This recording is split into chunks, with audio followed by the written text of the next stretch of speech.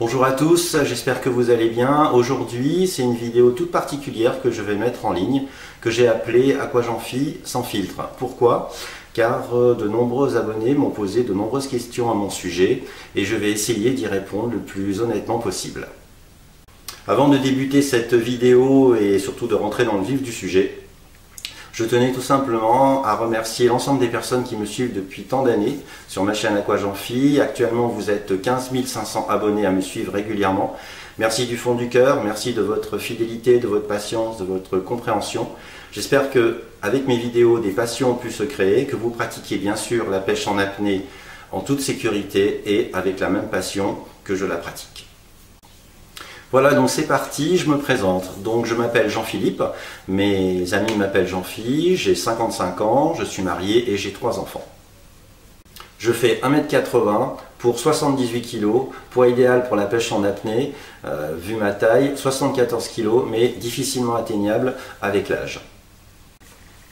Donc première petite question, pourquoi as-tu intitulé ta chaîne Aquajean-Phi? Tout simplement parce que Jean-Phi, c'est mon surnom, mes amis m'appellent comme ça, donc je voulais vraiment rester dans cette optique, et surtout je voulais quelque chose qui soit en relation avec la mer. Donc naturellement le terme aqua est venu un petit peu dans ma tête, et j'ai voulu donc accoler le terme Aquajean-Phi, et au final j'ai trouvé que Aquajean-Phi ça sonnait assez bien, et puis que ça me représentait totalement. Je suis né en Algérie, à Oran principalement, et nous avons vécu de nombreuses années au niveau d'un petit village qui s'appelle Port-aux-Poules. J'ai toujours vécu près de la mer, et principalement près de la mer Méditerranée. Il s'est installé un lien entre l'eau et moi, que je n'arrive pas à expliquer, j'en ai besoin, c'est ma force intérieure, et voilà, je ne peux pas m'en passer. J'ai commencé la pêche en apnée dès mes 8 ans. Oui, je sais, c'est un petit peu jeune, mais vous ne vous inquiétez pas, je n'étais pas tout seul, car à cette époque, je n'avais pas la carrure que j'ai actuellement, j'étais beaucoup plus frêle, et surtout, je n'arrivais pas à armer les fusils de pêche. Donc mon papa m'accompagnait souvent. C'est lui qui armait son propre fusil de pêche, parce que mon papa était un excellent pêcheur en apnée. Il me le prêtait, et mes premiers poissons que j'ai réussi à capturer, c'était des sols, donc des poissons assez plats.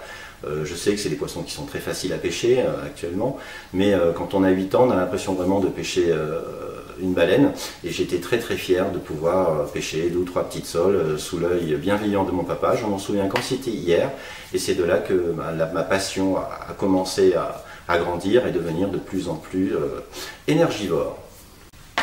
Voilà, donc là on va attaquer le vif du sujet, donc mes principaux lieux de pêche. Donc principalement, comme vous devez vous en douter, la Corse du Nord, au sud, à l'Est et à l'Ouest, et principalement la Corse du Sud, car j'ai une attache très particulière avec cette côte qui est très découpée, très sauvage, et où je pêche régulièrement. Deuxième spot, le département du Var, avec la ville de Sainte-Maxime et aux alentours. Là aussi, il y a des plages assez sympas et des coins très beaux à voir quand on est pêcheur en apnée. Le département de l'Hérault, avec certaines plages que je connais très bien, comme la Conque, le Mol, Rochelongue, etc. Mais j'allais souvent pêcher parce que c'est là où mes parents habitent. Mais depuis le décès de mon papa, j'ai comme fait un blocage et je n'y vais presque plus pour pêcher. Peut-être par respect pour lui, peut-être que ça changera un jour, mais actuellement, voilà, ça c'est off comme on dit. Troisième lieu de pêche, la Sardaigne du Sud, souvent, voilà, pas mal. L'Andalousie en Espagne, voilà, la côte très intéressante sur certains points, avec quelques spots avec beaucoup de poissons. Et enfin, la Crète, que je commence à bien connaître depuis de nombreuses années. Je pratique la pêche en apnée là-bas. Après, on m'a souvent demandé, Jean-Phi, à quelle profondeur descends-tu pour pêcher tes poissons et surtout la durée de tes apnées. Je me suis toujours interdit de vous répondre à ces questions, car je ne veux pas non plus que l'on m'imite et que ce soit dangereux pour certaines personnes. Pourquoi je vous dis ça? Parce que je m'explique. Parce que dans la vie, il y a certaines personnes qui sont prédisposées pour faire des choses.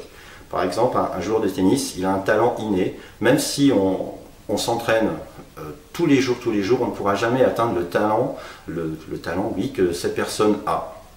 Donc des fois c'est comme un coureur qui court le 100 mètres, et on ne pourra jamais faire 10 secondes, on fera toujours un peu plus. Même si on s'entraîne, on pourra toujours s'améliorer, mais il y a des personnes qui sont prédisposées pour faire certaines choses que le commun des mortels ne pourra jamais réaliser. Donc c'est pour ça que je ne vous ai jamais parlé de mes apnées, de ma durée de mes apnées, et surtout de la profondeur à laquelle je descends. Aujourd'hui, je vais vous en parler, mais je vous dis tout simplement que c'est pas un exemple, car je l'avoue, j'ai des prédispositions que certaines personnes n'ont pas. C'est comme ça, je suis peut-être doué en la pêche en apnée, mais je suis peut-être pas doué en escalade, etc. Donc, on y va. Donc au niveau de mes apnées, l'apnée la plus longue que j'ai pu réaliser, pas en statique, hein, en mobilité, je descends et je remonte, c'était 3 minutes 25 exactement. Je sais très bien que c'est assez important. Ça demande de l'entraînement, ça demande du souffle, de la respiration, et surtout une bonne pratique, une bonne connaissance de son corps. Donc 3 minutes 25.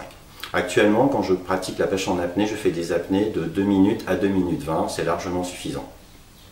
La distance maximale à laquelle je suis descendu pour pêcher un poisson, c'est un peu une inconscience, je l'avoue, c'est entre 25 et 30 mètres. Voilà. Bon après, entre 25 et 30 mètres, bon, c'est rare quand on descend des profondeurs si importantes, ça arrive de temps en temps, mais maintenant avec l'âge, je fais quand même plus attention. Sinon actuellement, quand je pratique la pêche en apnée, je descends entre 10 et 20 mètres de profondeur, c'est largement suffisant pour pouvoir pêcher des poissons, et si malencontreusement il y a des poissons qui sont un peu plus profond, à 25 mètres, et bien écoutez, tant pis, hein, ça sera pour une prochaine fois. Voilà, donc je tenais à vous le dire. Bien sûr, il ne faut pas m'imiter. Si vous faites de l'apnée 3 minutes 25, c'est énorme. Vous ferez peut-être 1 minute 30, 1 minute 45 au début, mais comme je dis, ce n'est pas un bon exemple.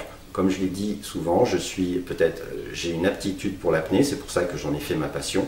Mais dans certaines autres branches sportives, je suis moins bon qu'en apnée. On m'a aussi posé la question, est-ce que je suis superstitieux ? J'ai dit oui tout simplement, et surtout lorsque l'on pêche en apnée, on a besoin un petit peu de se sentir en sécurité, et on a quelques gris-gris comme on dit, ou quelques objets à laquelle on attache une valeur symbolique. Par exemple moi, je pêche toujours avec ce bracelet, voilà, il y a 3 poissons, et ça représente en fin de compte mes 3 enfants. Autour du cou, j'ai aussi je ne sais pas si vous le voyez, un œil de Sainte-Lucie qui me protège. Et puis au niveau de mon matériel de pêche, on pratique toujours. Par exemple, j'ai un vieux tuba que j'ai trouvé il y a des années, vraiment des années. Et ce tuba, il est toujours avec moi. Je l'emmène, je pratique la pêche en apnée avec lui. C'est vrai qu'il commence à être assez en piteux état, mais j'en ai besoin. Et c'est quand même bête à dire, mais je me sens en sécurité lorsque je le porte. Donc c'est vrai, on a un certain rituel, les pêcheurs en apnée, enfin personnellement, et surtout on attache une importance considérable à certains objets.